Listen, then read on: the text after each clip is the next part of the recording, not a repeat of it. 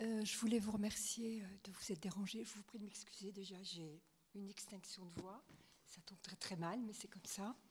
Donc je vais vite passer la parole soit à Agathe, soit à Bernard pour le sujet sur le parc Citroën.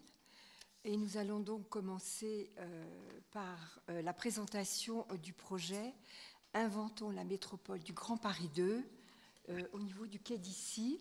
Et nous avons un intervenant, la personne de M. Anthony Béchu, à qui je vais directement passer la parole. Merci Madame. Bonsoir.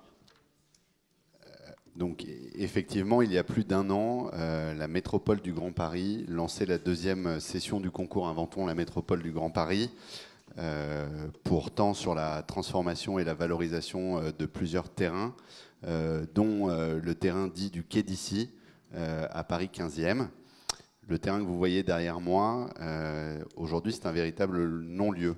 Il est isolé, délaissé, cerné par le périphérique, le boulevard des Maréchaux, la voie du RER et les quais de Seine. Mais ces contraintes, ce sont aussi des atouts puisqu'il bénéficie d'une excellente accessibilité et d'une visibilité exceptionnelle. La Farge est juste devant. Voilà, c'est Mex. C'est vraiment sur les quais. Donc l'enjeu pour nous, c'était de rattacher ce site à Paris, Paris 15e et à Issy-les-Moulineaux pour faire de ce no man's land un véritable lieu de vie. Avec l'architecte japonais Kengo Kuma, nous avons imaginé EDA. EDA, c'est le nom du projet, ça signifie le rameau en japonais et c'est le lien entre l'arbre et le fruit. Et EDA, c'est le lien entre 2 territoires.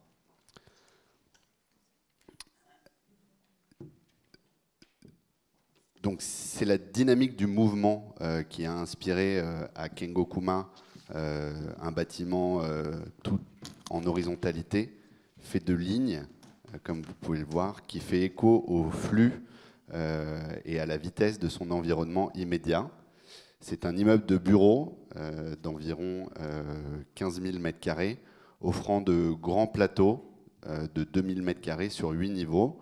Et EDA sera réalisé à 80% en structure bois. Le bois, c'est ce qui souligne notre parti pris architectural et répond à une ambition bas carbone portée par Bouygues Immobilier et par la ville de Paris. Sur cette image, celle-ci, vous voyez bien comment EDA est une couture urbaine avec une incroyable visibilité et son architecture emblématique en font un bâtiment en repère, un véritable signal urbain qui marque l'entrée de ville. Depuis l'extérieur, le bâtiment se découvre par le mouvement. Les brise-soleil que vous voyez scandent les volumes dans leur longueur. Ils génèrent un effet cinétique qui s'inscrit dans la dynamique du lieu. Ils rythment les façades et soulignent les différentes strates, les différents niveaux du bâtiment. Les façades, du coup, avec cet effet cinétique, s'animent en fonction des différents points de vue et l'orientation du soleil. Et une gradation de transparence s'opère du bas, qui est beaucoup plus ouvert et beaucoup plus transparent et accueillant, vers le haut, où on va retrouver une densité de brise-soleil plus importante et donc moins de transparence. C'est un flagship qui ne considère aucune orientation comme secondaire. Il n'y a pas d'avant ni d'arrière. Toutes les façades du bâtiment sont traitées de la même manière. S'il te plaît, on prendra des questions après, si tu veux bien. Laisse monsieur terminer son... Merci. Au-delà de son architecture, nous avons conçu EDA comme une bulle accueillante et protectrice pour minimiser les nuisances du bruit et de la pollution. La double peau en façade, qu'on voit ici, abrite des jardins d'hiver accessibles pour les usagers du bâtiment. La façade, les brise-soleil et le végétal constituent un filtre protecteur vis-à-vis de ces impacts thermiques et acoustiques. L'immeuble est aussi conçu autour du bien-être de ses futurs utilisateurs. Le bois participe grandement à la qualité de vie et au confort. Il rend les espaces de travail plus chaleureux mais ce n'est pas tout, puisque la forme du terrain en fait un bâtiment très allongé, peu profond, et du coup, il y a près de 90% des surfaces de bureaux qui seront éclairées en premier jour. On aura des étages de bureaux avec une très grande hauteur libre de près de 3 mètres, et il y aura plus de 1400 mètres carrés de surface végétalisée au sein de l'emprise et sur des terrasses accessibles. Et la vue sur la Seine viendra renforcer cette impression de quiétude au sein de l'immeuble. Donc on parle maintenant des usages et de la destination. On parle des usages d'utilité publique qui sont concentrés dans le socle, au rez-de-chaussée et au premier niveau. Pour cela, on propose au R+1 un atelier du co-making qui sera sur le thème du numérique et un espace de restauration au rez-de-chaussée animé 7 jours sur 7. En plus de ce restaurant, des food trucks viendront stationner dans un volume laissé libre pour les besoins de la ville de Paris. Au premier sous-sol, nous avons intégré un laboratoire de recyclage et de transformation des urines pour fabriquer sur site un fertilisant naturel. EDA se veut également acteur des défis liés au déplacement urbain. Alors avec Sogaris, notre logisticien, nous allons implanter des espaces de logistique urbaine au rez-de-chaussée, qui seront des espaces de pick and go, donc du service aux habitants pour le dépôt et la récupération des colis, et un espace de zone de stockage tampon au premier sous-sol, qui viendront justement stocker des colis pour ensuite faire la logistique, non pas du dernier kilomètre, mais du dernier mètre. Enfin, nous installerons aussi au rez-de-chaussée un atelier de réparation solidaire pour les vélos. Le PLU de la ville de Paris nous impose d'avoir un dimensionnement de surface pour accueillir les vélos pour les utilisateurs de l'immeuble. Et donc pour dynamiser cette zone au rez-de-chaussée, nous y avons décidé d'y adosser un atelier de réparation solidaire ouvert à tous, où il y aura des ateliers qui seront dispensés pour apprendre à réparer son vélo et pouvoir avoir des pièces détachées. En plus de ça, au 4e sous-sol, nous allons implanter une centrale clim-espace pour le quartier. La ville de Paris se mobilise pour répondre au changement climatique et de ce point de vue, le rafraîchissement par réseau collectif constitue une réponse optimale. C'est vraiment l'utilisateur qui a été mis au centre de notre réflexion, mais sans oublier le territoire et le développement durable que l'on met en œuvre depuis plus de 10 ans chez Bouygues Immobilier au travers de notre marque Green Office. En effet, EDA, notre immeuble, c'est un immeuble Green Office qui se caractérise pour être un bâtiment à énergie positive, c'est-à-dire qu'il produit plus d'énergie qu'il n'en consomme. Cette énergie, elle sera produite par la centrale Clim-Espace pour le froid, par des panneaux photovoltaïques qui seront répartis sur la toiture et la cogénération à base d'huile de colza pour le chaud. Donc c'est une chaudière qui fonctionne à base d'huile de colza. Le petit plus, c'est que vu qu'on ne pourra pas consommer toute cette énergie renouvelable que nous allons produire, nous allons la stocker à l'aide de batteries de seconde vie qui vont permettre de réinjecter le surplus soit dans notre bâtiment, soit dans le réseau ultérieurement. EDA, c'est aussi un bâtiment bas carbone, donc je le rappelle, c'est un bâtiment qui sera composé dans sa structure à 80% de bois, et en phase construction, on le sait, c'est le gros œuvre qui représente à lui seul plus de 50% des émissions carbone totales. Sur EDA, en utilisant massivement le bois dans la structure, nous allons économiser 2700 tonnes de CO2, ce qui représente une réduction de 16% des émissions carbone par rapport à une construction béton. en phase d'exploitation. Grâce aux bâtiments à énergie positive, nous économiserons environ 660 tonnes de CO2, ce qui représente une réduction de 14% des émissions carbone par rapport à un immeuble neuf qui n'est pas à énergie positive. Au total, ce sont près de 16 millions de kilomètres parcourus en voiture que nous allons économiser, ce qui représente environ 400 fois le tour de la Terre. Donc cette volonté de construire s'affichera au travers du label BBCA. EDA, c'est aussi un bâtiment qui a été conçu autour de l'économie circulaire. En phase d'exploitation, on a cherché à créer le plus de boucles vertueuses possibles. Pour vous donner un exemple, nous allons récupérer les eaux de pluie pour arroser les espaces verts de l'immeuble. Mais notre immeuble a aussi un impact à l'échelle du quartier, puisque la centrale clim-espace que nous allons intégrer au 4e sous-sol de l'immeuble aura la capacité de fournir du froid pour notre immeuble, mais aussi pour 700 000 mètres carrés, ce qui représente à peu près 46 immeubles de la même taille. Voilà. Et ainsi, du coup, réduire les îlots de chaleur existants.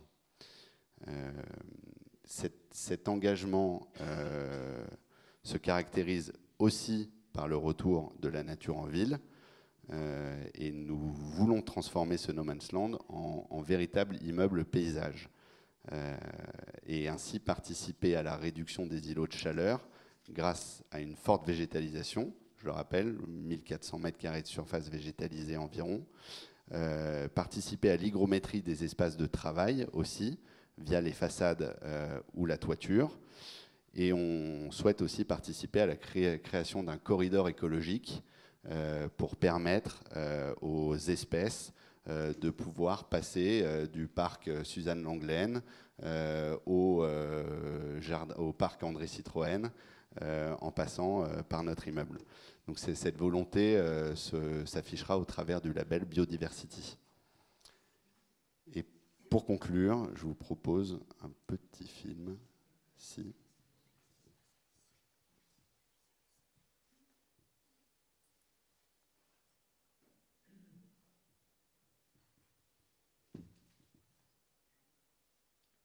Alors, il est un peu lourd.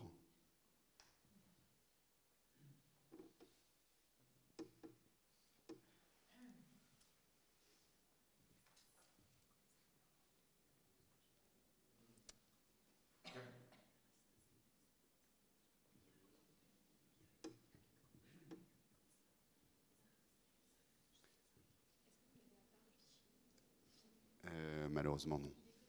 Il est que dans le PowerPoint. Et à mon avis, c'est pour ça.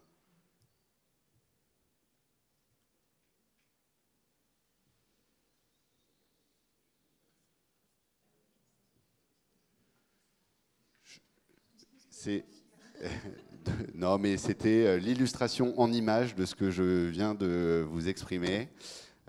Donc écoutez, les aléas du direct, malheureusement, ce que je vous propose, c'est que je vais essayer de le retrouver.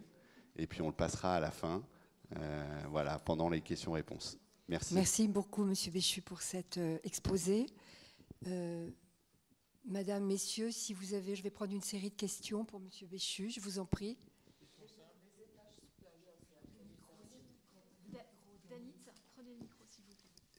Les étages supérieurs seront à usage de bureaux. Le timing du projet ?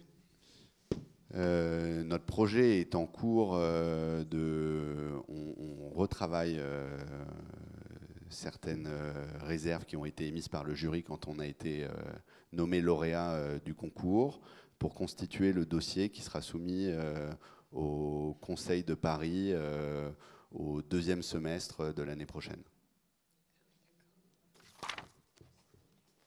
Et voilà, donc il y aura 30 mois de travaux.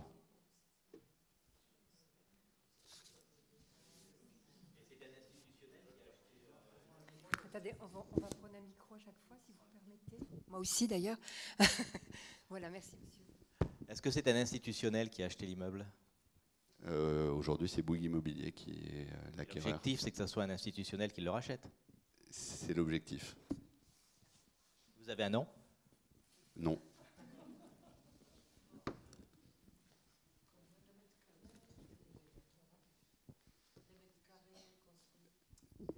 L'immeuble fait 14 600 mètres carrés de superstructure. Si j'ai bien entendu, vous avez indiqué que Climespace serait dimensionné pour 700 000 mètres carrés. Oui, c'était Alors exact. ma question, c'est où sont ces 700 000 mètres carrés dans le coin? Vous voulez construire sur l'aéroport d'Issy-les-Moulineaux? Non, non. Aujourd'hui, Climespace, c'est un opérateur de réseau de froid. Oui. Et il compte bien approvisionner le froid dans des immeubles déjà existants. Oui, mais je crois savoir qu'il est déjà dans les immeubles construits par Bouygues, pas très loin, et puis même dans le ministère des Armées. Donc, je voudrais bien savoir où sont les 700 000 mètres carrés. Non. Aujourd'hui, justement, leur intérêt de venir s'implanter dans le sous-sol de notre immeuble, c'est qu'ils ne sont pas dans le quartier de Ballard et qu'ils n'ont pas de réseau à cet endroit-là. Ouais. Et donc... Ben, le réseau, pour faire 700 000 mètres carrés, il aura le temps de se réchauffer.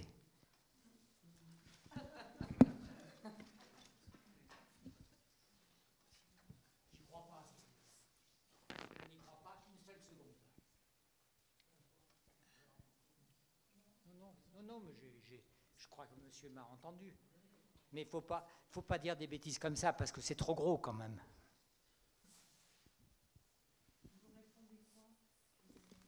Bah, pour le coup, je ne peux pas me mettre à la place de Climespace qui gère son propre réseau et son propre déploiement. Aujourd'hui, ils nous ont approchés pour avoir une base dans l'immeuble, justement pour apporter une solution d'approvisionnement en froid qui permette de diminuer les îlots de chaleur d'immeubles existants qui pourront s'approvisionner en froid ultérieurement au travers de leur réseau. Et aujourd'hui, ce sont des immeubles qui fonctionnent avec des groupes froids. Les groupes froids sont du matériel qui sont mis en toiture, qui dégagent du bruit et aussi de la chaleur, qui émettent de la pollution. Et donc, la solution Climespace permet justement de s'affranchir de ces groupes froids en toiture pour pouvoir avoir des immeubles un peu plus vertueux. Il n'y a pas d'immeuble de bureau à moins de 1000 mètres de cet endroit-là.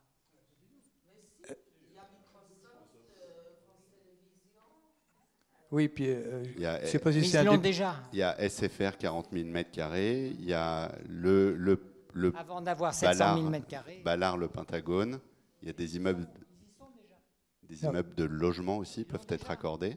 Et à ma connaissance, le ministère des Armées n'est pas climatisé. Hein. Ça peut peut-être être un client. Oui, mais écoutez, j'ai entendu la conférence de M. Michelin sur le sujet, qui est l'architecte du ministère des Armées, et justement, il est déjà à énergie positive et il n'a pas besoin d'être climatisé à cause des formes particulières de cet emplacement. Donc, c'était une raison pour vendre le ministère là, et sur ce sujet-là, je crois que ça n'apportera rien.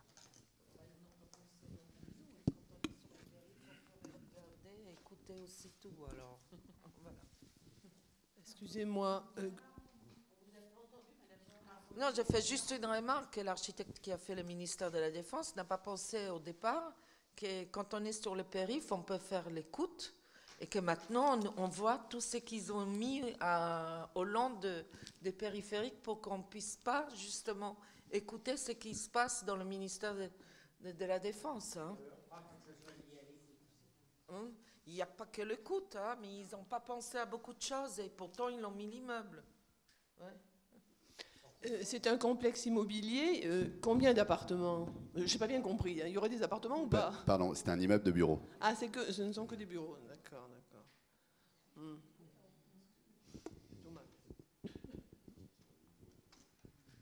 Moi, je trouve que c'est un très beau projet d'immeuble, tel que vous le présentez.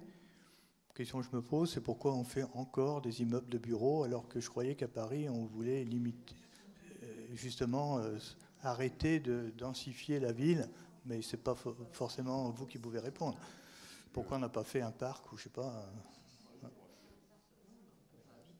Je suppose que personne peut répondre. Mais... Pour le PLU de Paris ne permet pas de réaliser de logement à cet emplacement. On ne l'a pas bien vu sur le plan, mais on est à 4 mètres, à 8 mètres de la voie du RER.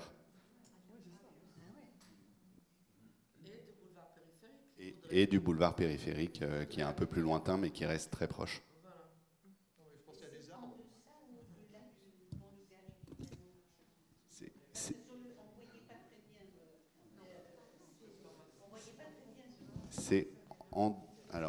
C'est en dessous, entre le pont du Garigliano et le périphérique, donc l'immeuble Microsoft. Entre le pont du Garigliano et le périphérique. D'accord. C'est juste devant l'usine, les bureaux Cemex. Vraiment, juste devant.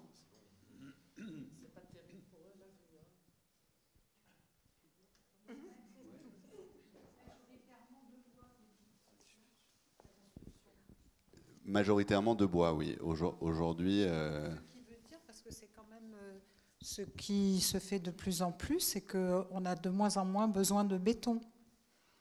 Voilà, vous êtes... voilà, je parle pour ma paroisse. Donc là, il va y avoir la Farge, là, devant chez nous, dont on n'a absolument pas besoin, puisque prochainement, nous n'avons que des immeubles en bois, puisque c'est le futur, nous dit-on. Et malgré cela, on permet, quand vous parlez du PLU qui permet et qui ne permet pas, bon ben voilà, la modification n'aurait pas dû être faite, elle a été faite, le PLU, il est facile de l'arranger. Enfin voilà, c'était pour faire une petite référence à mon sujet.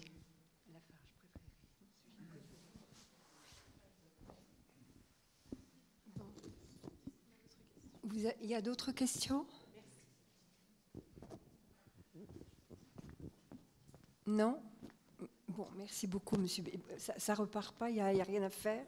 On refait un petit essai ultime.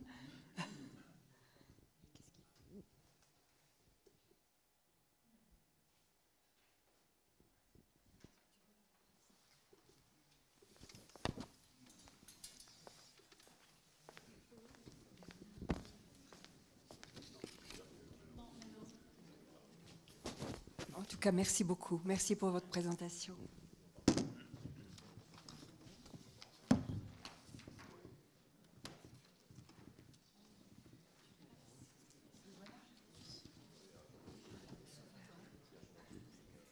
Voilà, nous attendions le représentant Monsieur Berrois.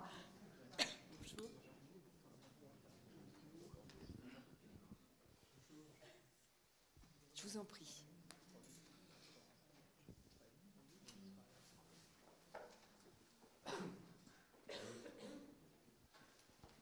On va prendre 2 minutes pour le laisser s'installer.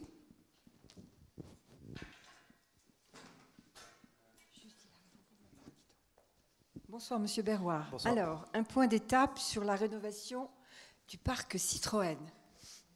Voilà, un petit peu Prenez comme... le temps, prenez, respirez. Non, mais j'étais dans la salle, j'attendais. Voilà, allez-y. Depuis pas très longtemps, mais j'attendais.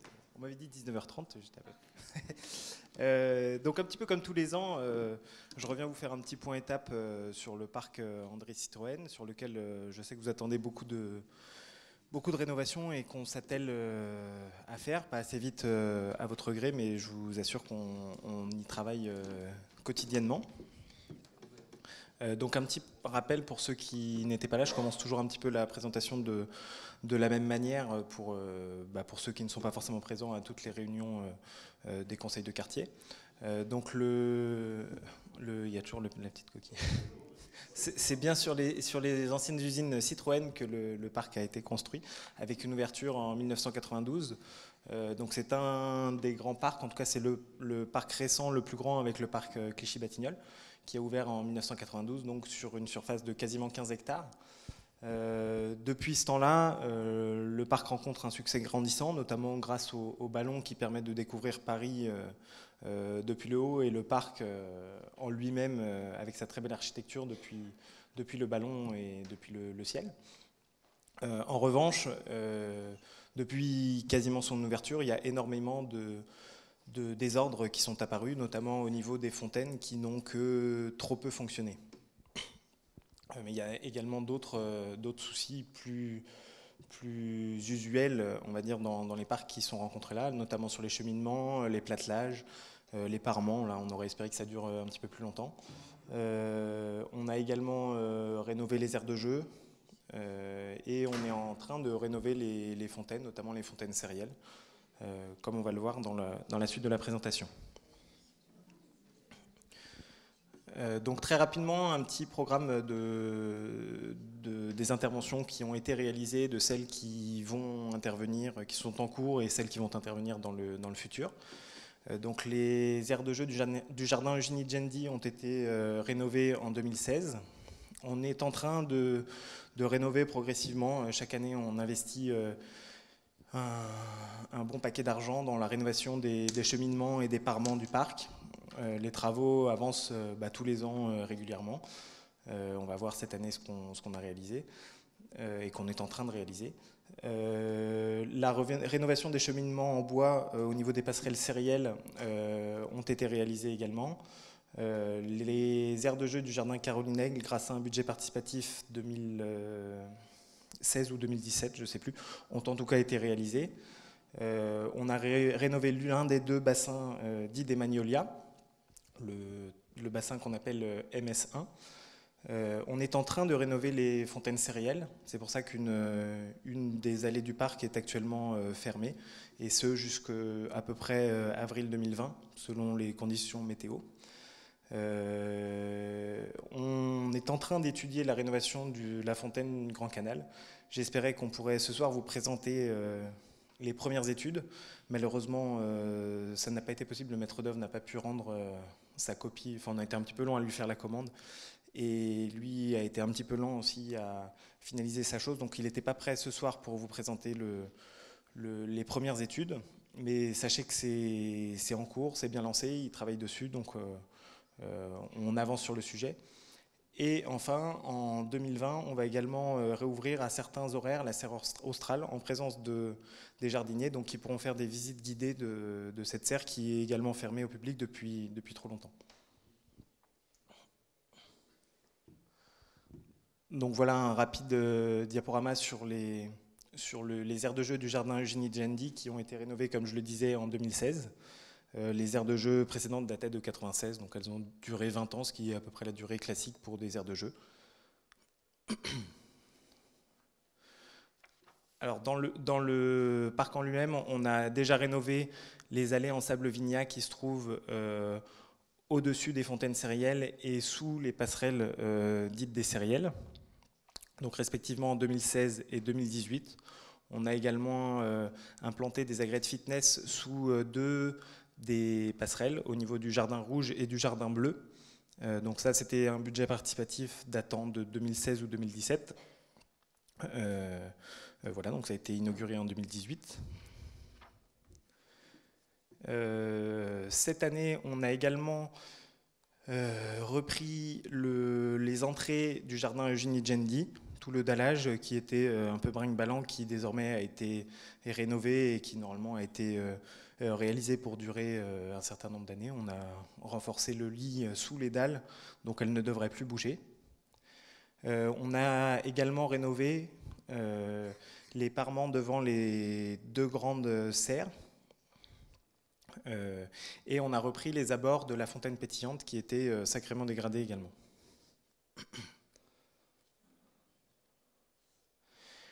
Alors la suite, il nous reste encore un petit peu de travail au niveau des reprises de sol. Donc en 2020, on devrait reprendre les escaliers bas du parc, qui sont assez brinque-ballants également, et qui ont subi les deux crues récentes qui les ont mis sous l'eau et qui du coup n'ont pas arrangé leur situation. En même temps qu'on reprend les fontaines sérielles, on va reprendre toute l'allée qui les sépare de la lisière. Donc ça, ce sont des travaux qui sont actuellement en cours. Il faudra ensuite, ça c'est pas programmé, mais il faudra le faire de toute façon, reprendre l'allée qui se trouve de l'autre côté de la lisière, sous le Grand Canal. Et par contre, c'est programmé pour le coup. On va reprendre après l'inauguration du monument OPEX, dont je ne parlerai pas dans la présentation, mais si vous avez des questions sur le sujet, je pourrais répondre à certaines de vos questions. Donc on reprendra l'ensemble, enfin en tout cas une bonne partie des sols de ce jardin Eugénie Djendi. Et enfin, on espère pouvoir également reprendre en 2020 le dallage de la fontaine péristyle, qui a tendance également à être de plus en plus incertain. Alors la fontaine péristyle, c'est la fontaine avec les grands jets qui se trouve entre les deux serres. C'est la fontaine la plus emblématique finalement du parc. Exactement. Une sorte d'aqua boulevard numéro 2, même si théoriquement la baignade y est interdite. Donc les passerelles, je passe assez rapidement parce que c'est des travaux qui commencent à dater d'un petit moment maintenant. Donc les passerelles ont été refaites en 2014 et sont maintenant en bon état. On voyait que c'était dans un état quand même assez déplorable avant les travaux et assez dangereux. En 2018, donc, nous avons rénové l'ensemble des aires de jeu du Jardin Blanc grâce à un budget participatif que vous aviez voté. Donc voilà, je passe assez rapidement dessus. Si vous avez des questions, on pourra revenir sur ces diaporamas. Les deux bassins dont je parlais, qui se trouvent sur les entrées principales du parc, donc ici et ici. L'un a été refait et donc est dans un état quasiment neuf et fonctionne plutôt bien. Le bassin MS1 et le bassin MS2, pour le coup, nécessitent des travaux similaires, d'étanchéité et de reprise de la fontainerie. On a repris néanmoins déjà l'ensemble des petites dallettes qui se trouvent au niveau des magnolias, ce qui est un début de rénovation. Voilà les gros travaux que nous sommes actuellement en train de réaliser. Avec la rénovation des fontaines sérielles. Donc on a réalisé les premiers travaux de génie civil. Les bassins donc, où nous venons de couler la dalle béton vont être végétalisés. Et il y aura donc les buffets d'eau qui seront remis en eau avec un aspect assez similaire à ce qu'on avait auparavant. Et donc je vous fais un bref rappel ici. Donc par contre, tous ces bassins-là seront végétalisés. Si, il y aura de l'eau. Si, il y aura de l'eau. Oui, bien sûr. L'aspect sera similaire à ce qu'on avait avant, mais je crois qu'avant, ils enlevaient la végétalisation. Là, elle sera en place de manière permanente, pour éviter de les vider, ce qui permet à l'étanchéité de moins vieillir, et donc du coup, de durer plus longtemps. En tout cas, c'est ce qu'on espère. On espère vraiment faire des travaux qui soient le plus durables possible, et voilà, d'un entretien le plus facile possible, tout en conservant l'aspect historique de ces buffets d'eau. Donc les études du Grand Canal ont été lancées. On devrait avoir très prochainement les premières études. Donc dans un premier temps, on a demandé au maître d'œuvre de nous proposer 3 solutions. Une solution où le bassin n'aurait plus de jet, et du coup serait végétalisé, donc on modifierait quand même pas mal l'idée originale du paysagiste. Ce serait a priori la solution la moins coûteuse, en tout cas c'est ce qu'on imagine, on verra ce que nous donnent après les chiffres du maître d'œuvre. Une deuxième solution où on essaierait de conserver au moins une partie des jets, et une troisième solution, et puis par contre avec une végétalisation également, et une troisième solution où on aurait un aspect tout à fait similaire à l'aspect initial du parc, mais qui serait, en tout cas c'est ce qu'on pense, la solution la plus onéreuse.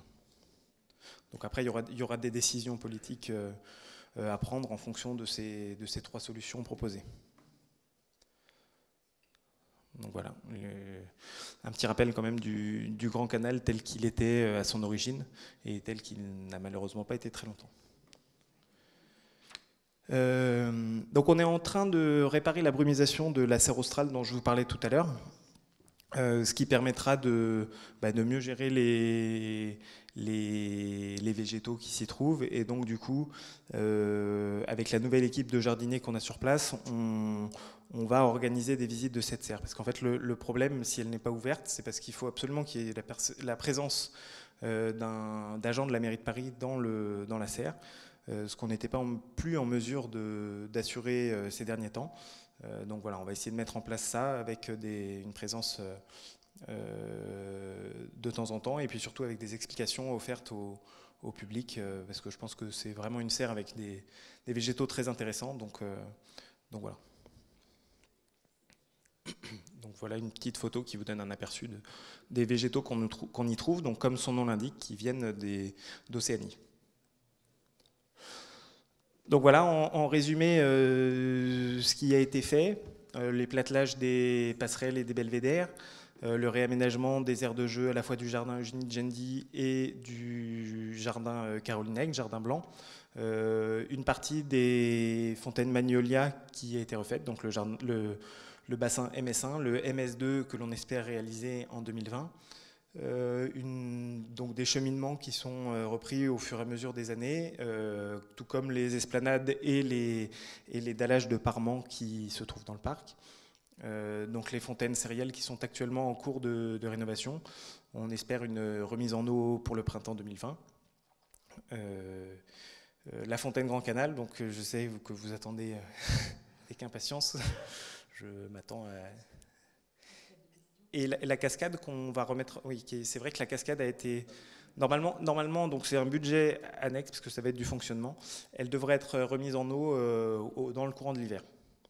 Donc là, voilà. Normalement, dans le courant de l'hiver, parce que c'est des travaux quand même beaucoup plus réduits, l'étanchéité est de bonne qualité.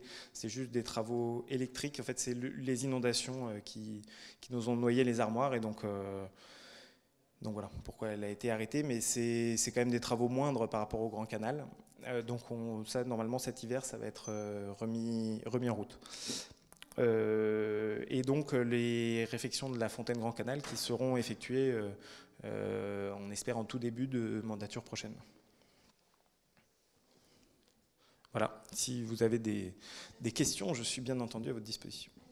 Qu'est-ce qui est prévu avec les 6 serres sur le côté de la montagne de l'Espérou? Alors pour moi, elles sont actuellement ouvertes. C'est pas le cas. Elles sont fermées en permanence. Je vous avoue que je ne me suis pas penché sur la question. Pour moi, elles étaient ouvertes jusqu'à il y a peu de temps, les petites.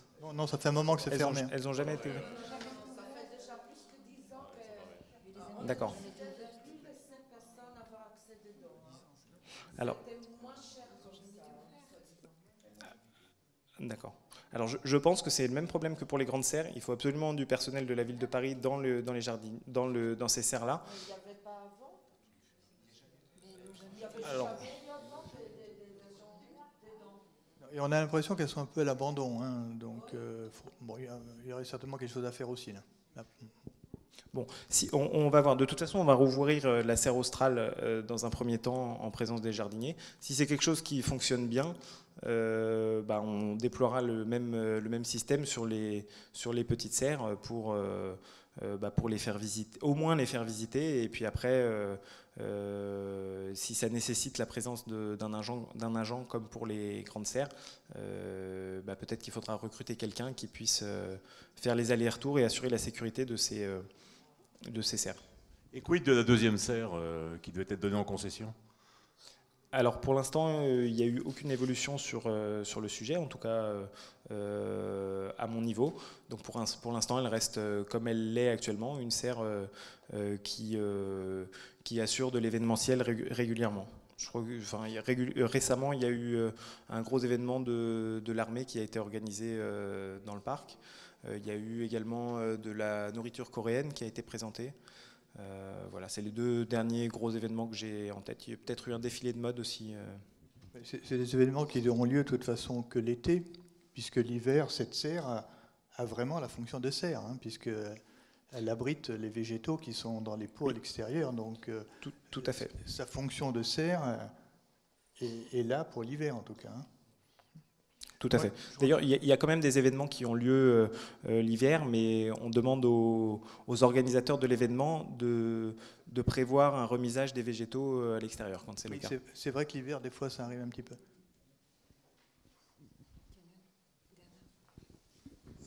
Oui, allez-y, on va prendre une petite série de questions pour Monsieur Berroy. Pour ces événements qui ont lieu dans la serre que vous évoquez, il y a un prix? Pardon, pour les personnes qui font donc des événements dans ces que vous venez de citer dans la serre en question, oui, il y a un prix. Oui, et ce prix est récupéré par vos services pour l'amélioration du jardin? Non, c'est récupéré par la ville de Paris, bien entendu, mais c'est pas directement les recettes qui sont réalisées, qui sont directement réinjectées dans le parc. Attends, on va prendre... J'ai deux questions. La première, c'est pourquoi on taille les magnolias qui ne fleurissent jamais? Et puis la seconde, c'est qu'on a l'impression, vous faites beaucoup d'efforts pour l'entretien, mais on a l'impression qu'il y a tellement de constructions minérales dans ce jardin, de parements qui sont abîmés, de fontaines qui ne marchent pas. Enfin, on a l'impression que l'ensemble de l'effort qu'il faudrait pour maintenir ce jardin, l'ensemble demanderait un budget qui visiblement n'est pas là. Et je me demandais si on n'avait pas pensé à simplifier un petit peu, enlever quelque chose qui... Enfin, ça paraît extrêmement compliqué. On a parlé de toutes les petites serres qui sont fermées en permanence. Il y a des parties minérales qui font des espèces de constructions au-dessus. Enfin, on se demande vraiment s'il y a besoin de toute cette complexité. Parce qu'on voit que le succès populaire, il est d'une part dans la grande pelouse en été, et d'autre part dans la fontaine qui est entre les deux grandes serres. Voilà. Et alors du coup, il y a un gros décalage entre le succès populaire, qui est absolument certain et récurrent, et même aussi toute l'année, mais en particulier en été, et puis d'autre part, on a l'impression que vous dépensez de l'argent sur des choses qui, comparativement, servent beaucoup moins au public. Oui, je suis assez d'accord avec vous. Après, c'est des choses qui ont été pensées par le paysagiste à l'origine. Maintenant, il est toujours présent, il a toujours un avis à donner lorsqu'on veut changer les usages ou les aspects des différents lieux du parc. Donc pour l'instant, on n'a pas forcément son aval pour... on n'a pas son aval même pour changer... quoi que ce soit du parc. C'est un ensemble architectural qui se veut une œuvre et sur lequel on ne bouge pas les différents éléments. Il y a d'ailleurs des descriptifs d'entretien horticole assez poussés, notamment sur les magnoléas, qui nous sont demandés d'être taillés à des hauteurs précises, avec des formes très précises, tout en hauteur. Donc voilà, c'est pour ça qu'on les taille régulièrement et qu'ils ne fleurissent pas. C'est vraiment des... après, je ne suis pas paysagiste, mais c'est en tout cas la volonté paysagistique qui a été faite. Et à laquelle on se doit de... Enfin, le personnel qui entretient le parc se doit de continuer dans ce domaine-là. Après, quand on fait des rénovations, notamment sur les fontaines sérielles, on essaye de conserver l'aspect tout en simplifiant au maximum le fonctionnement. Pour que déjà ça dure. Enfin, moi je suis un service d'exploitation, donc j'ai les remontées de mes équipes de terrain qui me disent qu'est-ce qui a mal fonctionné, qu'est-ce qui peut mieux fonctionner. On a notamment, c'est des dalles de parement pour le coup sur les céréales qui faisaient l'endroit où l'eau ruisselait. Là on va mettre directement de l'étanchéité résine dessus. Ça ne changera pas grand-chose sur l'aspect visuel. Par contre, ça va, on l'espère en tout cas, faire durer beaucoup plus longtemps les fontaines dans leur nouvel état. Oui. Je voulais simplement vous donner une précision concernant les petites serres le long de la montagne de l'Espérou. Elles avaient été fermées pour des raisons de délinquance. Et cette délinquance, si on les ouvre, est-ce qu'il y a des moyens de surveillance différents? Bon, ça c'est une remarque, et si je me souviens bien, c'était la raison majeure. C'était une délinquance en série. Bon, et si on verra bien si la délinquance a diminué dans le quartier. En ce qui concerne le Grand Canal, Ce qui est apparent, c'est l'étanchéité qui a été complètement, qui était une étanchéité tendue et qui a été perforée par des jeux en tout genre des gamins qui étaient là-dedans. Mais est-ce que la fontainerie fonctionne ? Alors, je pense, du coup, ça fait très longtemps qu'elle n'a pas été utilisée. Hein. Je pense que vous savez mieux que moi, enfin, en tout cas, il y a des personnes dans cette salle qui savent mieux que moi depuis combien de temps, mais je pense que c'est de l'ordre d'une quinzaine d'années que la fontainerie n'a pas fonctionné. Tout à fait. Donc, il y aurait un peu moins, mais enfin bon. Enfin, il y aurait quand même une bonne partie de... Enfin, tout ce qui est pompe serait à changer. Ça va être l'expertise de notre maîtrise d'œuvre qui va nous dire ce qu'il faut absolument changer, ce qui peut être conservé. Il y a quand même des matériaux de qualité qui ont été utilisés, notamment des canalisations en acier galvanisé, voire, je ne crois pas qu'il y ait trop d'inox, mais c'est principalement de l'acier galvanisé. Qui peut-être être encore en bon état et du coup être réutilisé et effectivement diminuer de manière importante les coûts de rénovation. Je pense que les coûts principaux qu'on va avoir sur ce bassin, encore une fois c'est la maîtrise d'œuvre qui nous le précisera, ce sera toutes les reprises de génie civil et l'étanchéité qui est un poste hyper important. Ce qu'on fait maintenant sur les étanchéités de type bâche comme ça, c'est qu'on les protège par un matériau au-dessus. Donc ça peut être soit un dallage béton ou au parc Georges Brassens par exemple, on a des pavés autobloquants qui protègent mécaniquement la bâche et qui du coup peut durer beaucoup plus longtemps que ça n'a été le cas sur cette bâche qui était apparente et qui donc du coup a été trouée énormément. Et qui du coup en plus en étant trouée a laissé passer de l'eau et a détruit tout ce qui la soutenait. Donc ça a été ensuite un cercle infernal parce que plus elle était tendue, plus c'était facile de la percer et plus elle était percée, plus elle fuyait, etc. Et au niveau des études qui ont commencé, comme vous nous avez dit, est-ce qu'il y a une date qui est à peu près définie pour la remise justement du rapport et ensuite une prise de décision sur les 3 options que vous avez présentées ? Alors la prise de décision ne m'appartiendra pas. Non, je parle de la date. Pour la date, par contre, je peux vous répondre, c'est de mémoire le 13 janvier, c'est tout début janvier qu'on aura les 3 premières propositions, donc qui seront des propositions très succinctes dans un premier temps, mais après ce maître d'œuvre, on a passé un marché avec lui qui nous permettra de lancer les études suivantes, si en tout cas c'est la volonté politique derrière, pour aller plus profondément sur la solution qui aura été retenue. Et donc du coup, voilà, lancer. Enfin, si vous voulez, la machine est vraiment lancée. On a un maître d'œuvre qui, pour l'instant, a une commande sur ces 3 premières esquisses, mais le marché qu'on a passé avec lui est plein de tranches conditionnelles qui permettent d'aller jusqu'à la réalisation des travaux si la volonté politique est là. Oui, mais c'est un marché d'études uniquement qui a été là, passé pour l'instant. Pour l'instant, c'est juste des études. Mais dans leur mission, ils auront après la passation du marché de travaux qui permettra de réaliser les travaux. Mais le marché de travaux, c'est ce qui va coûter le plus cher, bien sûr. Évidemment. Donc, mon inquiétude, c'est qu'il y a des élections entre-temps et que si une décision n'est pas prise avec cette mandature-là, est-ce qu'il n'y a pas un risque de nouveau, parce qu'il y aura une nouvelle équipe ou je ne sais pas, que ça se décale? Les 3 premières solutions auront en tout cas été étudiées et donc du coup il appartiendra ensuite, même si la décision finale n'a pas été prise avant les élections pour des raisons X ou Y, il y aura de toute façon ces 3 études qui existeront et qui pourront servir lors de la prochaine mandature. Enfin, ce sera du travail qui ne sera de toute façon pas perdu et qui nous permettra de continuer à avancer. Non, mais ça veut dire qu'actuellement il y a un budget pour faire des études, mais il n'y a toujours pas de budget pour faire des travaux. Tout à fait. Il n'y a pas de budget approuvé en tout cas. Puisqu'on ne sait pas le montant, ce qui est logique, hein, puisqu'on ne sait pas le montant des travaux, puisqu'il y a 3 options que vous avez présentées qui me paraît logique qu'on se pose ce genre de questions. Donc ça veut dire que la décision de travaux et donc le gros investissement, le gros budget, on est toujours un petit peu dans l'inconnu. Qu'est-ce qui se passe au niveau de la mairie, justement? Parce qu'il y a 6 ans, la maire de Paris a dit que jusqu'à la fin 2019, elle va allouer un budget annuel de rénovation du parc.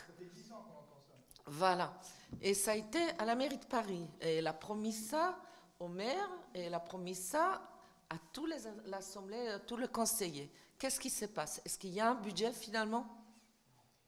Alors, il y a un budget annuel, hein, c'est ce que je vous présentais. Non, mais attendez, on a attendu pendant tout ce temps-là que tout tombe vraiment en morceaux pour qu'on aille finalement se plaindre qu'il n'y a pas un budget pour la réparation annuelle.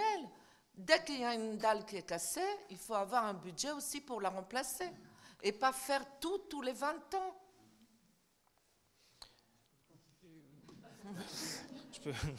Oui, je peux pas vous dire grand-chose d'autre.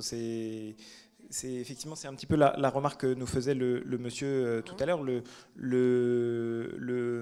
projet qui a été prévu présente beaucoup d'éléments très techniques, avec des dallages fixés de manière, avec des agrafes, ce qui demande à chaque fois qu'on veut changer une dalle de déposer l'ensemble des dalles ou alors de faire du rafistolage avec du collage, ce qui ne dure jamais très longtemps, hein. Enfin, vous avez vu, on en a recollé beaucoup sous les grandes serres. Dès qu'il y a des gamins qui viennent jouer au ballon dessus, elles retombent tout de suite. Donc là, on est reparti sur un nouveau système d'agrafes qui, on l'espère, va durer plus longtemps. Après, comme je le disais à monsieur tout à l'heure, on se doit de respecter le projet du paysagiste et donc d'utiliser des matériaux, les mêmes matériaux quand il reste apparent. Donc c'est du dallage qui coûte relativement cher, hein. C'est de la pierre de grande qualité. Donc il faut avoir un budget. Donc il faut, et je suis tout à fait d'accord avec vous, il faut un budget de fonctionnement qui n'a pas forcément été mis en adéquation avec ce qui était nécessaire, mais ça ne remonte pas à cette mandature ni même aux quelques précédentes, hein. C'est à l'origine. Avant 2019, hein, et on attend. Et là, encore 2 mois pour terminer. Non, mais du coup, ce qui a été mis en face, c'est un budget d'investissement qui permet régulièrement de rénover des parties. Mais comme vous le disiez, une fois qu'elles sont dans un état qui nécessite de la reprendre dans sa totalité. Et après, on n'a pas l'argent, donc on attend, on fait un budget sur 6 ans, au lieu de faire un budget tous les ans où on prend les réparations qu'il faut. Pour l'instant, en fait, il faut qu'on arrive à réparer ce qui est dégradé. Donc, effectivement, c'est des gros travaux qu'on doit lancer sur la majeure partie des éléments du parc. Donc, c'est forcément assez long parce qu'on a du mal à débloquer tous ces fonds en même temps, de débloquer aussi toutes les équipes en même temps. On aurait un peu ouvert moins les rues dans Paris, on aurait un peu plus d'argent, voilà.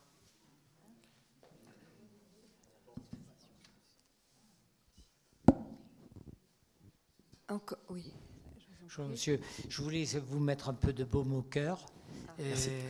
Merci beaucoup. Vous avez besoin. Je voulais vous dire un mot sur l'extension du jardin qui a eu lieu il y a maintenant 5-6 ans. Je le trouve très réussi et qui fonctionne très bien et donc est bien entretenu. Voilà. C'était le mot gentil. Merci. Mais j'espère que de manière générale, vous trouvez que le parc est bien entretenu, horticolement parlant en tout cas. Oui. Parce que nous, à la base, mes équipes sont principalement des...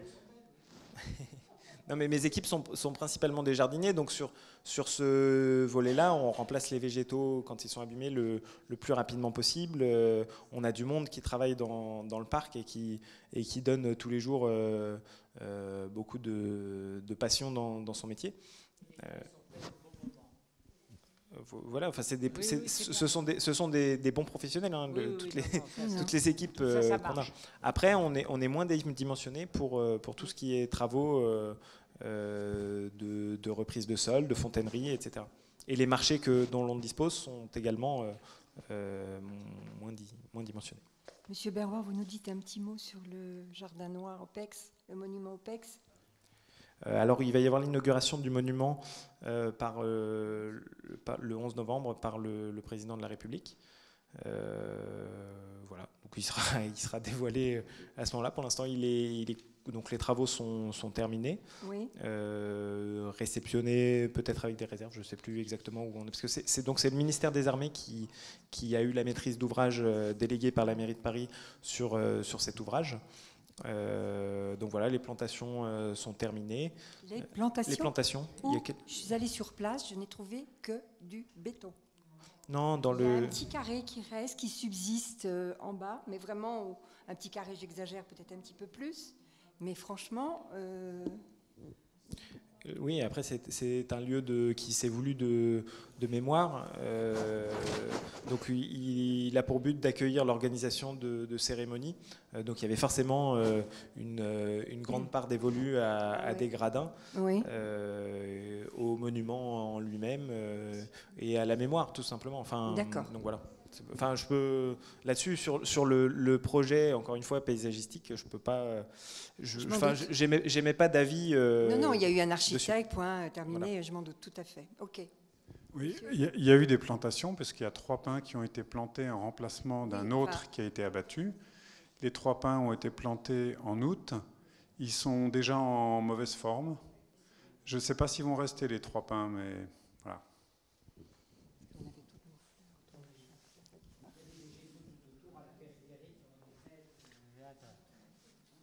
Il y a des végétaux tout en périphérie qui ont été plantés pendant les vacances de Noël, de tout ça. Et il y a des plantes grimpantes, grimpantes qui descendent le long des murs également. Oui. Maintenant, je ne vois pas la nécessité d'avoir fait autant de travaux pour faire un monument. Enfin bon. C'est l'État qui finance en totalité. Armées, oui. Nous avons d'autres questions ?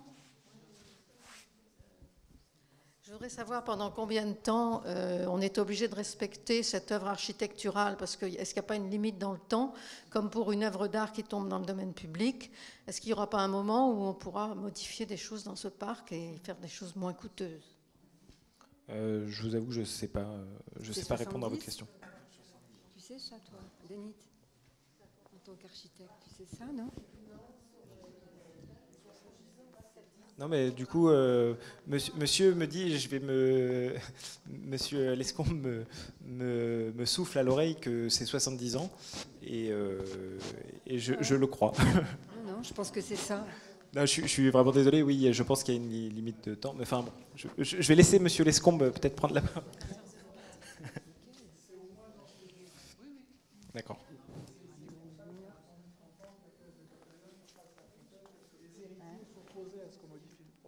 D'accord. D'accord. Donc voilà, donc il nous faut maintenir l'aspect architectural. Le parc a 27 ans, donc il nous reste encore 43 ans. Il faut quand même qu'on trouve des solutions pour l'entretenir correctement dans son état actuel.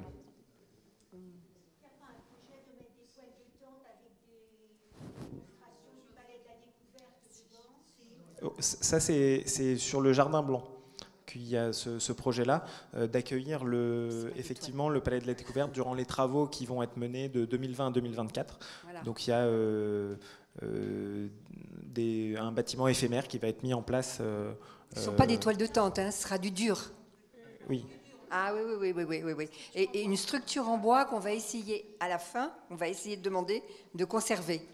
On ne sait jamais. Peut-être ça va rester là pérennement et on verra bien. Mais ce n'est pas du tout en toile, hein, c'est vraiment une structure de bois. Dans le Jardin Blanc, le long du cimetière. Ah, pas du tout. On ne touche à rien, on ne démolit absolument rien. Mais absolument. Oui. Je vous montrerai le projet, je l'ai là, je crois. Oui.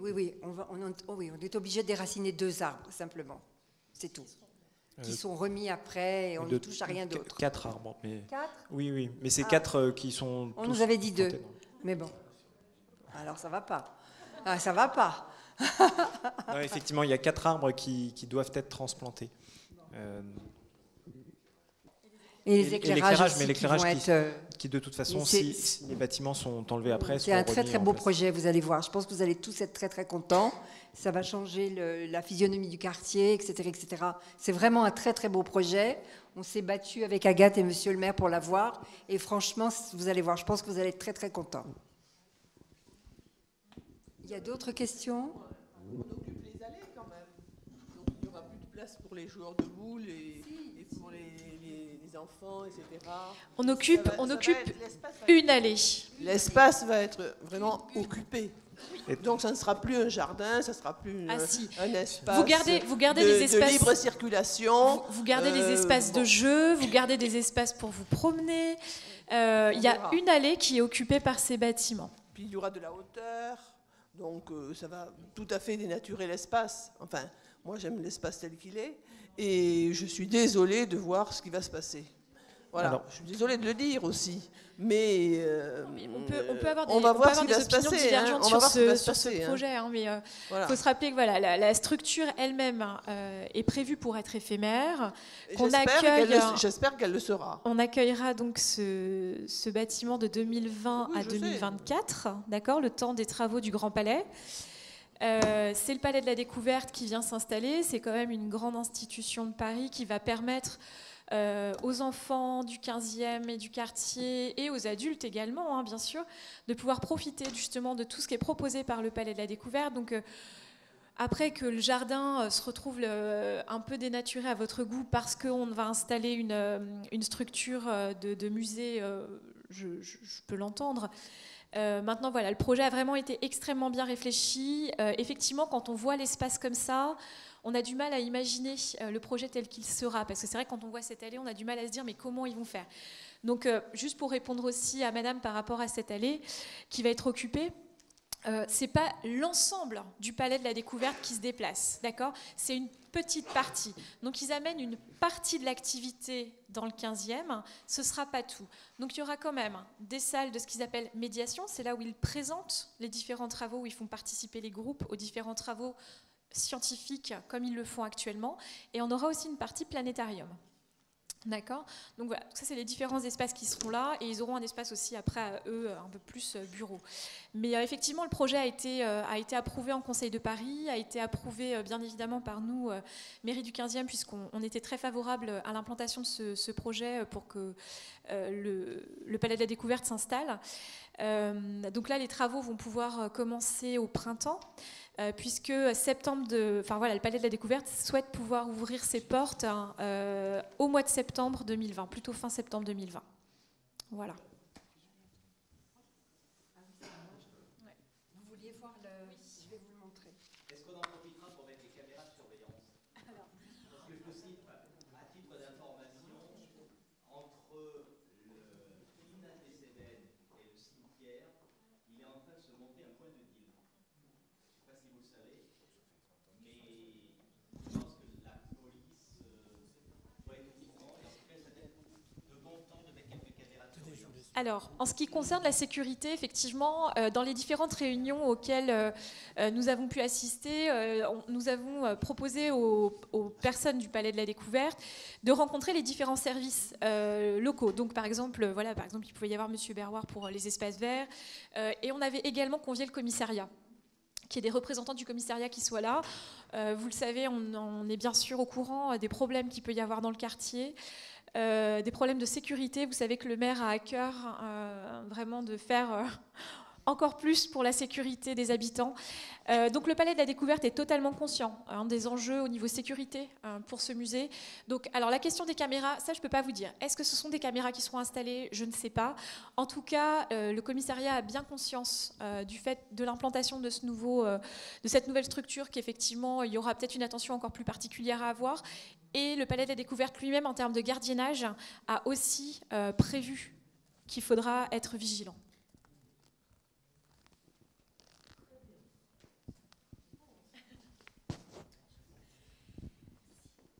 Est-ce qu'il y a d'autres questions sur le parc André Citroën ou sur les jardins autour ? Oui, monsieur. Il y a énormément de rats dans le parc.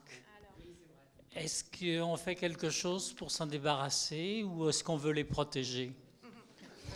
Non, on ne veut pas les protéger. Il y a beaucoup de traitements qui sont mis en place, notamment des boîtes qui sont dites écomiles, qui attirent le rat et qui les font se noyer dans le produit qui est mis, dans le produit enivrant qui est mis dans les boîtes écomiles. Il y a aussi des traitements plus classiques avec les petites boîtes noires que vous devez repérer parfois dans les massifs, qui sont pleins de graines empoisonnantes qui, si j'ai bien compris le fonctionnement, provoquent des hémorragies internes des rats qui donc vont mourir tranquillement dans leur terrier après avoir subi ça. On m'a dit qu'ils n'allaient pas dans ces boîtes parce qu'ils étaient suffisamment nourris par tous les sacs poubelles que les gens laissent dans la rue. Et donc, il faudrait vraiment répéter qu'il ne faut pas déposer des sacs poubelles à côté des corbeilles de rue.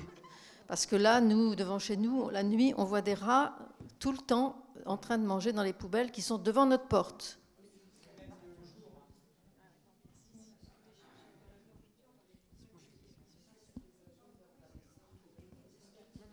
Pour votre information, il y a, je ne sais pas si c'est une association légale ou pas, les Amis des Rats. Et ces personnes ramassent justement ces boîtiers qui sont destinés qui sont les pièges pour les rats. Alors ça, je ne suis pas au courant. Après, je suis le sujet. C'est un autre service de la ville de Paris qui met en place toutes ces solutions de traitement. Un service spécialiste. Hein. Moi, je vous répète un petit peu tout ce qu'ils m'ont expliqué. Je ne sais pas si les rats préfèrent ces boîtes-là. Enfin, je ne peux pas vous répondre vraiment dans le détail sur ces choses-là, quoi. Moi, je vous présente en gros ce qui est mis en place. Il y a une autre expérimentation là, qui a été lancée qui va être faite dans le Square Saint-Lambert ce jeudi. Donc là, donc ça vous concerne moins, hein, c'est pas sur notre quartier. Mais pour vous dire que c'est quelque chose, à mon avis, qui va certainement se répéter aussi dans d'autres espaces verts. Je crois qu'il avait déjà été testé aussi au Clos Feuquières. Exactement, ça a été testé au Clos Feuquières. A priori, ça a plutôt bien fonctionné. Voilà. C'est la destruction du nid, en fait. C'est détruire les nids directement. Donc là, ça a été tenté au Clos Feuquières. Ça avait plutôt bien fonctionné. Le Clos Feuquières s'était débarrassé de ses rats pendant à peu près un an, un peu plus d'un an, je crois. Ils sont un petit peu revenus, mais ça reste quand même bien moins. C'était très infesté, hein, encore plus que le parc André Citroën. Et au final, ils sont quand même beaucoup moins revenus après le traitement. Il y en a toujours, hein, ils n'ont pas complètement disparu. Mais effectivement, ça a plutôt bien fonctionné. Donc on l'a, en partenariat avec la mairie du 15e, on a reproposé le Square Saint-Lambert, ce qui est pareil infesté. Historiquement, hein, j'avais un agent qui y était il y a 20 ans, il y avait déjà beaucoup de rats apparemment au Square Saint-Lambert. Donc si ça fonctionne au Square Saint-Lambert, on peut espérer que ça se généralise derrière et qu'on puisse le faire également dans le parc André Citroën. Même si ça demande quand même un nombre d'explosions conséquent pour détruire tous les terriers. Enfin, ça avait duré au Square du Clos Feuquières toute la journée à faire des explosions de terriers très rapprochés. Le Square Saint-Lambert est déjà un peu plus grand, donc on espère que ça va tenir sur la journée. Le parc André Citroën, il faudrait... c'est encore une autre échelle, quoi.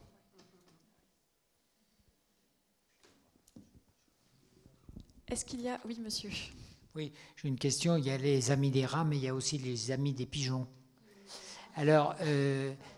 il avait été installé un pigeonnier au bout de la rue Cauchy, là, bon, et il avait pour but de réguler un peu les naissances. Mais depuis 2-3 ans, je crois que là, ça ne régule rien du tout et je pense que les pigeons ont explosé. Ils se reproduisent énormément et il y a de plus en plus de saleté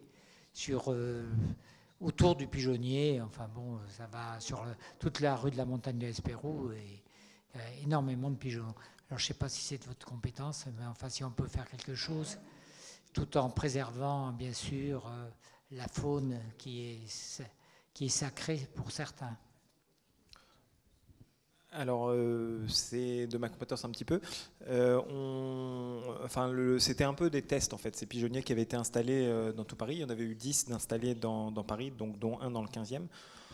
On s'est aperçu, quand je dis on, c'est la ville de Paris de manière générale, s'est aperçu que ça régulait finalement assez peu et qu'en revanche, c'était assez coûteux d'entretenir ces pigeonniers. Donc actuellement, ils ne sont plus entretenus. En tout cas, celui du 15e ne l'est plus.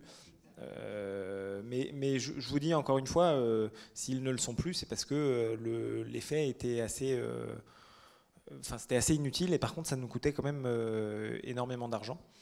Donc voilà, je connais après assez mal le sujet de traitement de l'invasion des pigeons, donc je ne vais pas aller plus loin que ça parce que je vous raconterai des bêtises. Mais en tout cas, ce sont des solutions autres que les pigeonniers qu'il faut mettre en place pour pouvoir... les traiter. Voilà, surtout que le choix qui avait été fait, par rapport à ce pigeonnier, ça doit être les amis des pigeons qui l'avaient influencé. Ce n'était pas un stérilisateur, c'était des contraceptifs. C'est-à-dire que la contraception n'était efficace que si le pigeon venait se nourrir tous les jours au pigeonnier. S'il arrêtait de se nourrir, bien évidemment, il se reproduisait à nouveau. J'aimerais vous demander pour les désherbages dans la rue de la montagne de l'Espérou. Ça s'est fait peut-être que 2 fois par an, peut-être 1 fois maintenant. Alors pour le coup, c'est pas de ma compétence, c'est la direction de la propreté et de l'eau qui assure le désherbage des rues. Donc il n'y a plus de traitement phytosanitaire, donc c'est soit du désherbage thermique, soit du mécanique. Oui, qu'ils le fassent, hein. Là, je peux pas vous, je connais pas suffisamment leur organisation pour vous dire pourquoi ils ne le font que déjà, ils 2 fois par an. pas trop, hein, parce que personne vérifie l'agent qui marche dans la rue. Mais elle ne marche pas, et en fait, elle regarde son téléphone portable, et elle s'installe en bas de chez moi, je la vois bien, et pendant 1 demi-heure, elle est sur le téléphone. Et après, elle retourne de nouveau à leur centrale, là-bas. Voilà. C'est juste, elle vient rue de la montagne de l'Espérou pour parler au téléphone, et pour s'amuser au téléphone. Et une fois, je lui ai parlé, elle m'a dit... Mais de quoi vous mêlez? Ouais. Là, je ne peux pas vous répondre là-dessus. Hein. Je ne gère pas ces équipes. J'espère que vous ne voyez pas de jardiniers ou d'agents. Non, mais on va essayer de faire remonter ça au service concerné. Oui, oui, oui.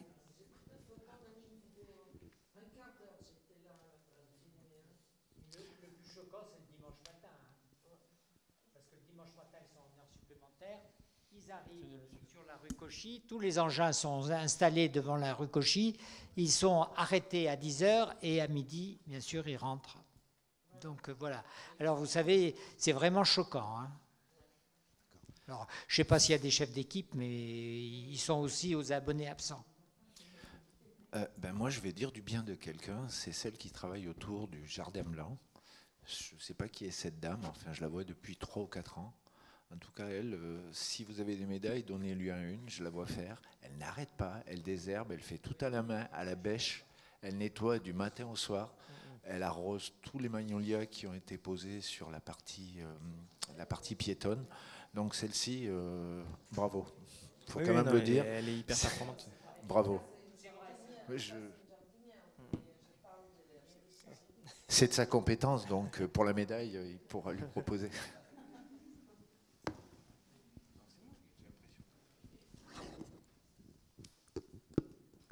Vous avez encore des questions à poser à M. Berroir? Écoutez, on va lever la séance. Je vais quand même passer le micro à Mme Charpentier 2 petites minutes avant de lever la séance. Oui, je voulais juste profiter de cette réunion publique.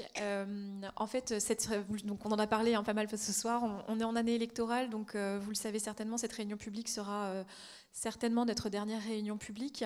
Et donc, je voulais profiter de ce moment pour dire un grand merci à tous les conseillers de quartier qui s'investissent bénévolement pour venir en réunion préparatoire et au conseil de quartier pour s'intéresser au dossier, poser des questions. Donc, un grand merci à tous. Pour le travail fourni, parce que c'est vraiment précieux. Et un grand merci à Marie Saunois qui a pris la présidence de ce conseil de quartier et qui l'assure avec brio. Donc un grand merci pour toutes les heures passées à travailler pour le quartier.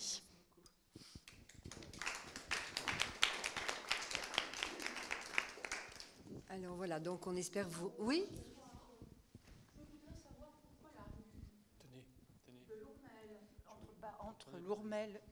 La rue de Lourmel, entre Lourmel et la rue des Cévennes, et la rue des Cévennes jusqu'à la place Saint-Charles, enfin sur le rond-point Saint-Charles, sont éteints, il n'y a pas de lumière. Et donc tout à l'heure, en venant, c'est tout frais, je me suis payé une trottinette qui était au milieu du trottoir, et voilà mon pantalon. Alors, la gardienne m'a gentiment, je sentais le sang qui coulait, donc je ne vais pas faire là, elle m'a mis un petit pansement. Elle est super gentille, la gardienne d'ici, mais voilà. Et pourquoi il n'y a pas de lumière? Alors, je vous avoue, madame, déjà, je suis vraiment désolée pour vous et j'espère que vous n'avez pas trop mal. Je me suis fait la même réflexion et je me l'étais notée pour prévenir les services, parce qu'effectivement, moi aussi, je suis venue par la rue Varet et il n'y avait pas un réverbère d'allumé. On ne voit absolument rien où on met les pieds. Et c'est effectivement extrêmement dangereux. Et je me l'étais noté. Et donc, pour l'instant, je n'ai pas cette réponse à vous apporter. Mais je l'avais bien noté pour en faire part au service, parce qu'effectivement, je reconnais l'aspect très dangereux de ce quartier quand il n'y a pas de lumière. On ne voit pas du tout où on met les pieds et on ne sait pas exactement. Donc, voilà, c'était, vous voyez, ça faisait partie des choses que j'avais notées en arrivant.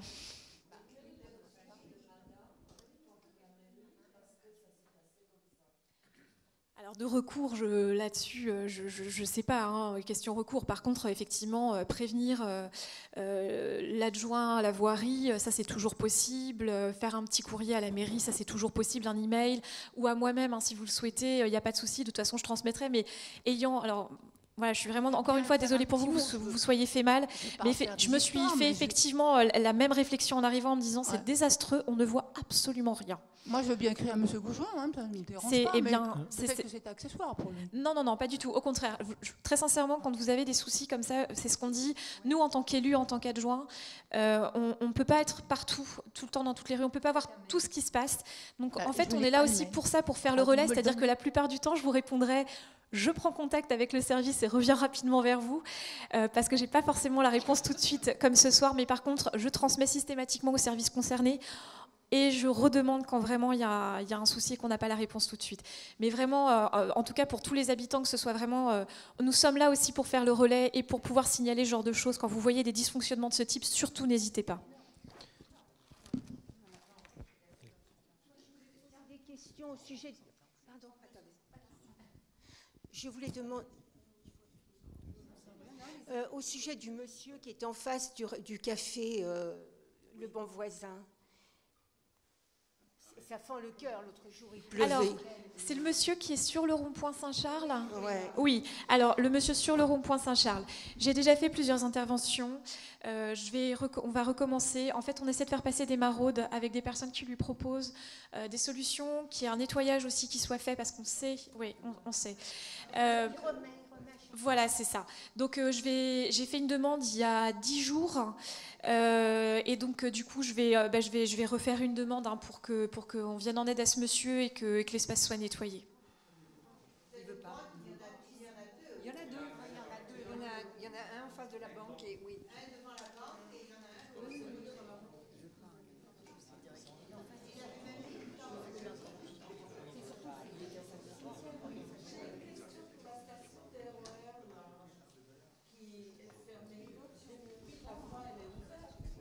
La voie elle est complètement ouverte.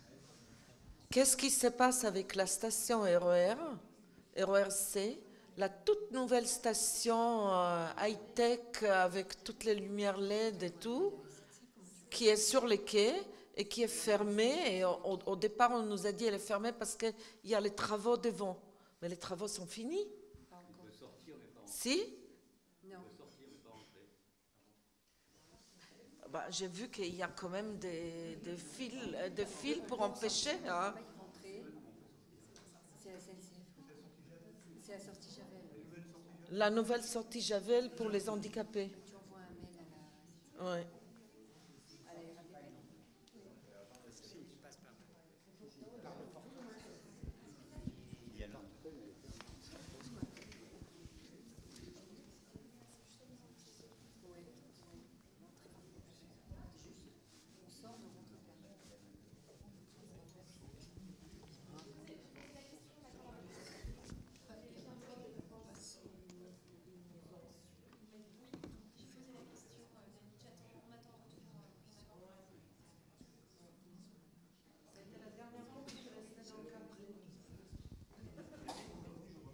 Je vous remercie encore de vous être déplacés ce soir. Et je vous dis à bientôt. On se reverra après les élections. Parce que maintenant, voilà, on aura encore le loisir de se voir peut-être encore une fois ou deux après les élections. Nous verrons. Merci beaucoup. Petit mot.